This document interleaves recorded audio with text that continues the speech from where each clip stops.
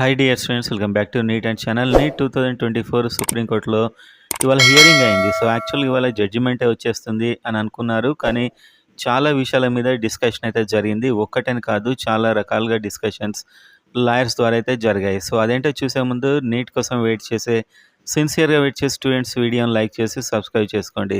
So మళ్ళీ grace మార్కులు add ఎందుకు చేయాల్సి వచ్చింది అండ్ రాంగ్ పేపర్ ఎందుకు ఇచ్చారు, ఒక పేపర్ బదులు ఇంకో పేపర్ అనే దాని మీద డిస్కషన్ జరిగింది. దానికోసమే కొన్ని చోట్ల రీ ఎగ్జామ్ పెట్టాం, కొన్ని చోట్ల పెట్టలేదు. ఇలాంటి డిస్కషన్సే కంప్లీట్గా జరిగాయి. అండ్ పేపర్ లీక్ విషయంలో వాట్సాప్లో కూడా ఇది లీక్ అయింది అని చెప్పి అయితే రీనీట్ కావాలనుకున్న వారు వాదించడం జరిగింది.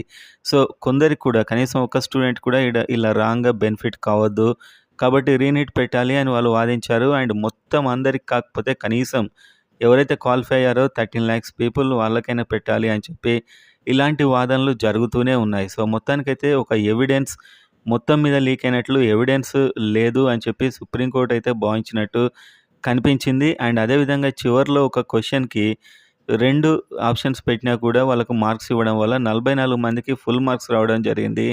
అండ్ దానికి యాక్చువల్గా కరెక్ట్ ఆన్సర్ అని చెప్పి పాయింట్ మీద డిస్కషన్ వచ్చింది.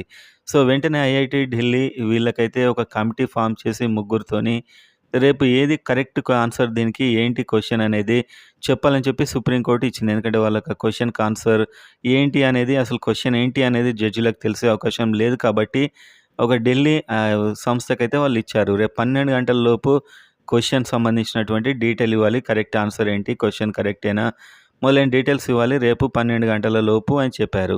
సో రేపే మళ్ళీ దీని యొక్క హియరింగ్ ఉంది. అండ్ ఆ క్వశ్చన్ ఏమైనా మారుతుందా, సో రీనీట్ వైపుగా అయితే వెళ్ళినట్టు కనిపించలేదు. అండ్ రేపు ఒకవేళ క్వశ్చన్ మారినట్లయితే చాలామందికి మళ్ళీ మార్క్స్ మారే ఛాన్స్ ఉంది. సో క్వశ్చన్ని మొత్తమే తీసేసినా లేకపోతే ఏదో ఒకటే ఆప్షన్ ఆన్సర్ ఇచ్చినా కూడా మళ్ళీ రిజల్ట్స్ చాలా వరకు మారే అవకాశం అయితే కనిపిస్తుంది. సో రేపు రిపోర్ట్ ఏమని వస్తుంది, సో రిజల్ట్ మళ్ళీ మారుతుందా అనేది రేపే తెలుస్తుంది. అండ్ ఈ రీ ఎగ్జామ్ ఇదంతా కూడా కేవలం క్వాలిఫై అయిన వాళ్ళకి రీ ఎగ్జామ్ అనేది కూడా అది పెద్ద పరిగణలోకి తీసుకున్నట్టయితే కనిపించలేదు. సో మొత్తానికి అన్ని ఇష్యూస్ వస్తూ పోతూ ఉన్నాయి, దేనికి ప్రాపర్గా అయితే ఎండింగ్ కాలేదు. సో మొత్తానికి రేపు దీని హియరింగ్ ఉంది. కౌన్సిలింగ్ మీద ఎలాంటి స్టే లేదు. రేపు ఏదైనా ఒక విషయం తెలిసే అవకాశం ఉంది. మేబీ ఒక క్వశ్చన్ గురించి చివరిలో చాలా డిస్కషన్ అయింది కాబట్టి దీంతో తేల్చేస్తారేమో. ఈ పేపర్ అయితే అందరికి స్ప్రెడ్ అయినట్లయితే ఎక్కడ వాళ్ళకు ఎవిడెన్స్ కనబడట్లేదు జడ్జెస్కి, కాబట్టి ఇది రీనీట్ అయితే ఉండకపోవచ్చు అని నాకు అనిపిస్తుంది పర్సనల్గా.